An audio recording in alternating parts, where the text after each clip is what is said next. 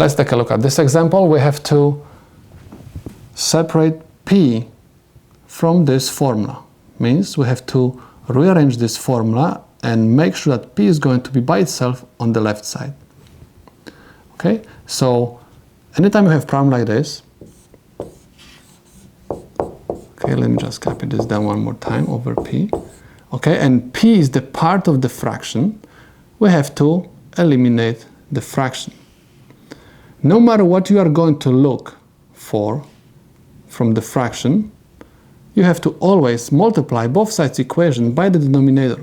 Remember, always by the denominator. So p and p will cancel out.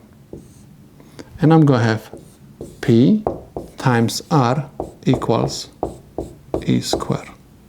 Okay? I have p multiplied to r. I do not want to have r next to p. So what I'm going to do,